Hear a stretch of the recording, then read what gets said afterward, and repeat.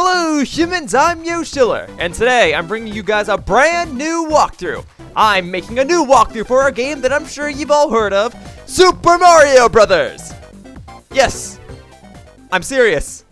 Okay, so why am I doing this? Well, about a week ago, I played some fan-made Super Mario Maker levels. Super Mario Maker is a game that celebrates 30 years of Mario's history, and players are able to create a variety of levels using assets that are based on previous Mario games. And that got me thinking. Super Mario Maker consists of 4 primary Mario games: Super Mario Brothers, Super Mario Brothers 3, Super Mario World, and New Super Mario Bros. U. So I figured that there are lots of walkthroughs for Super Mario Bros. 3. That's a fan favorite game, it holds up incredibly well, and people love playing that game's co-op mode. And there are lots of walkthroughs for Super Mario World. Some people need help finding secret exits in some of the levels, and some people just want to know where some secret levels are. And there are a lot of walkthroughs for New Super Mario Bros. U. Heck, I even made a co-op walkthrough for that game, and it's one of the most popular things on my channel. But how often do you see people make walkthroughs for the original Super Mario Bros. Game? Well, okay, there are a few, but have you seen any that are in 720p HD at 60 frames per second? I didn't think so. So here's how things are going to work. I'm going to play the original game. No remakes, no ports, just the original, good old Super Mario Bros. Game. The NES version. Well, okay, I'll be playing the game off of my Wii U through the use of the Virtual Console service, but that's simply so that I have an easier way of recording the game. Rest assured, the Virtual Console Wii U version of Super Mario Bros. Is the exact same as the good old Nintendo Entertainment System version of Super Mario Bros. So every stunt, every action that I perform in this walkthrough can be re-performed in the original version of the game on a Nintendo Entertainment System. Additionally, the game is 8 worlds long. I plan to record 1 world per video. Since I'm recording the NES version, stretching the footage might not look very good, so instead, I am going to have sidebars on all the videos. Each of these sidebars will have annotations so that you can jump to different parts of the video to watch a specific level be played. That way, in case you need help, you don't have to watch the whole video, you can just watch the parts that you like. And if you're watching the video on mobile, annotations will not work. So, you can use the timestamps in the description in case you want to jump to different parts of the video as well. So, I'm going to create this walkthrough as if it were made for somebody who has barely even played or seen the original Super Mario Bros. Game. A lot of the information that I may provide might be common knowledge, but I need to assist anybody who may be struggling with this classic game. With all of that information out of the way, it's time to get into the nitty-gritty details of this game. The original Super Mario Bros. For the Nintendo Entertainment System. Time to begin the walkthrough.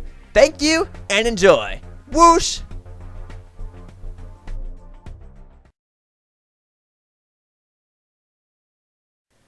Hello humans, I'm Yoshiller, and welcome to my walkthrough of Super Mario Brothers. So, before I get into the game, I do want to make it clear that I am playing this off of my Wii U, which allows players to play older classic Nintendo games on this game system. I'm going to go ahead and get over to the game right here. I have it under my NES games folder, and once I get into the game, I'm going to make something clear.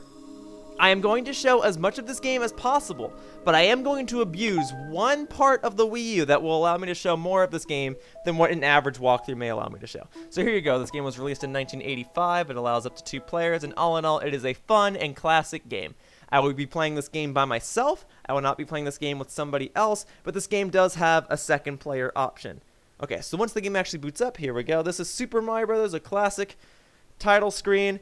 As you can see, I don't have a whole lot of options here. I can do a 1-player game in which I play this entire game by myself, or I can do a 2-player game in which I can play with somebody else and we'll take turns playing levels. This is not me playing right now. This is the game playing itself, just showing how to play. I'll go ahead and explain that more in greater detail. When you don't play the game for like the first 5 seconds or so, the game will actually go into an automatic screen that just showcases gameplay. If you want to switch between first and second player, you actually have to push the select button or the minus button on a Wii U controller. And anyway, here we go. This is the first level of the game, good old Super Mario Brothers. This level will actually have all of the details that are important to playing the rest of the game. So right now, I am Small Mario, but if I get this mushroom, I can become Super Mario or Bigger Mario. And as Bigger Mario, I can actually break bricks and I can take an extra hit. These little blocks right here are called bricks, in case you ever hear me use the word bricks again. I don't get like faster, I don't jump higher, but I can take an extra hit and I can break bricks. And if I hit that invisible block right there, I can get a 1-up mushroom. Now I did mess myself over right here. And getting that extra 1-up mushroom, I couldn't showcase what else is in this level, where if you go down a specific pipe, you can actually access another part of the level. So I'll go back and show that right now. But if you want to get an extra life, that's one way to do it. So regular mushrooms will make you bigger. They can let you break bricks and they can let you take an extra hit. They are red. Mushrooms that give you an extra life are usually harder to find, and they are green. So please remember that. I don't know if you can get the 1-up mushroom and go inside the pipe. No, I think it's too far. Yeah, that's okay. So instead, I'm just going to go ahead and showcase what happens if you go down this pipe. So, there are a bunch of coins down this pipe. When you collect 100 coins, you will actually gain an extra life. And if you go down this pipe and access this little secret area, you can actually end up at the end of the level more quickly than usual. However, rather than do that, rather than just complete the level right off the bat, there are 1 or 2 extra things that I'd like to show. So, I'm actually going to go ahead and reset the game, though the reset button is not on this part of the menu, so let me go ahead and try that again. Okay, so let me go ahead and play the game from the beginning, okay? Let's pretend none of that ever happened. That would be the fastest way to complete the levels, to go down the pipe at the beginning. But let's say you're not going for speed, you just want to collect power-ups along the way. So you can do that. Also, I should probably mention that those little brown enemies, they will kill you if you touch them, unless you touch them on their head. So if you want to destroy them, you have to jump on them on the head. Also, there's another thing I didn't mention. So right now I'm Super Mario, because I'm tall, right? But if I hit another block that would normally generate a mushroom, while being Super Mario, a flower will come out. This is known as a fire flower. Whenever I grab this fire flower, I gain the ability to shoot fireballs by pushing the B button. This is the same button that allows me to jump. Fire flowers and fireballs can usually destroy almost any enemy. There are 1 or 2 exceptions, and I'll get into them a little later. But if you want to destroy absolutely any enemy, you have to find a secret power star. That's this item right here. It plays invincibility music, it makes me flash all sorts of different colors, and I can destroy enemies just by jumping into them. So all in all, that's a wonderful item to have. However, it wears off after a couple of seconds, and not every single level has them. However, any other power-up that you obtain along the way, so the fire flower, the super mushroom, you get to keep that power-up as you go on to the next level. Anyway, this is stage 1-2. This is our introduction to underground levels. Underground levels are a bit different than regular levels because, one, as you might notice, the lighting is completely different. It's all black, the music's different, things are darker, but rest assured, there's not really too many different obstacles that are on these levels. If you need to get another power-up, there's one there. And this level is actually quite famous for having an exploit that allows players to complete it in a couple of seconds. I'll go ahead and showcase what that's like, but I'll complete the level normally. Also, this is our first instance of a block that contains multiple coins. You can keep jumping into it and it'll keep giving out coins until it turns into this kind of like gray block. Not a brick block, it's just a regular gray block. However, there are other parts of this level where you can break the blocks and access areas up here where you can actually break the ceiling, and now I can access the top part of the level and ultimately just skip the level if I wanted to, but I won't.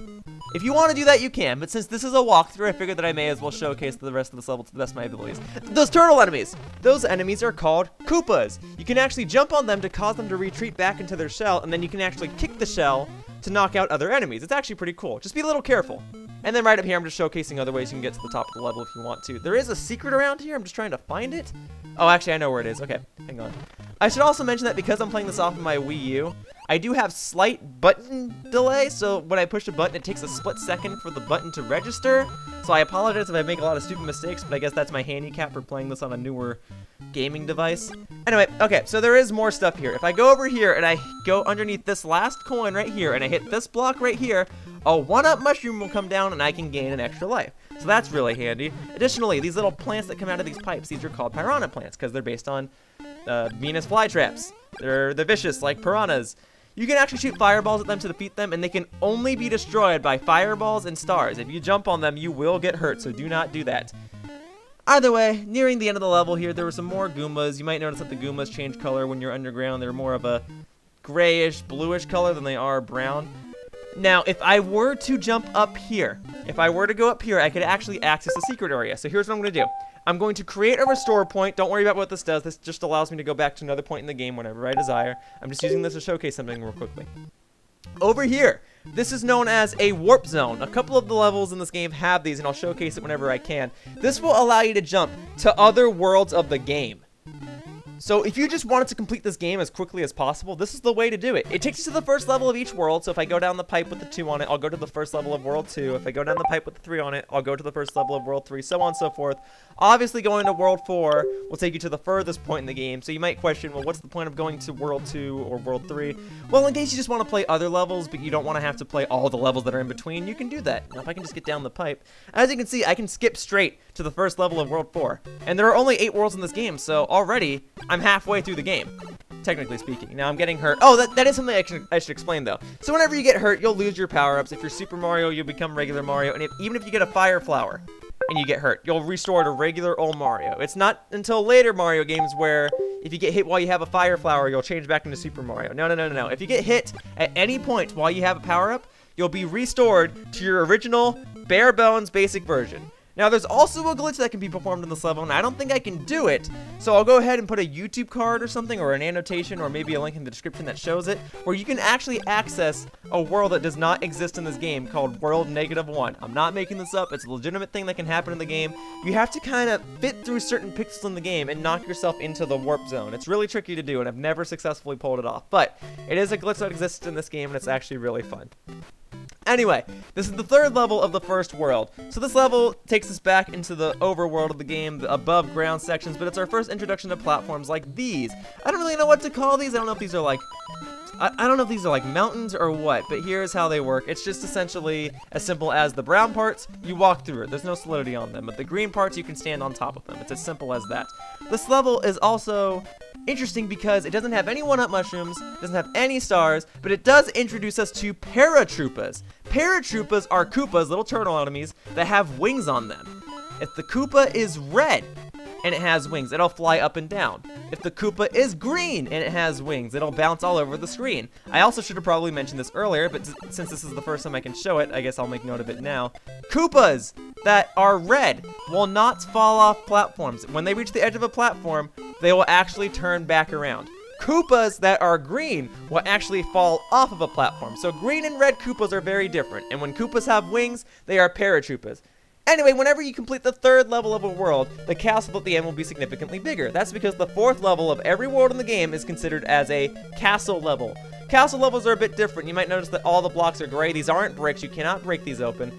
And the music is completely different, and the entire bottom part of the screen is consisting of lava. And the main mechanic behind castle levels is that there are these little fire bars here that will destroy me in one hit. So I have to be a bit careful. You can actually just run through the segment. If you just run super quickly and just jump at the right time, you can actually get through this without any problem whatsoever. And at the end of every castle level will be this giant turtle guy. This guy's name is Bowser. He is the main antagonist of the Super Mario Bros. Series.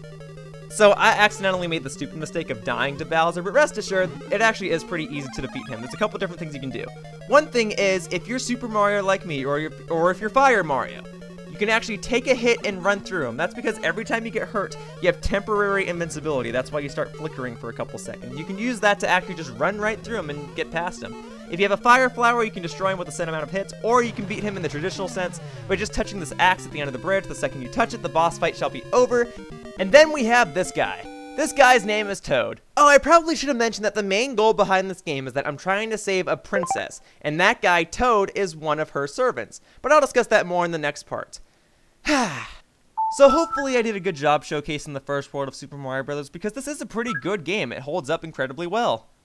But alas, that's all for now. That's the first world of the game, but I promise you that later levels in this game will only be more and more difficult. So for now, that wraps up this part of Super Mario Bros. And I'd like to thank you all for watching. See you all next time in the next part when I take on the second level, or the second world of the game, and I'll take on the 4 levels that exist within that world. Bye-bye, humans. Whoosh.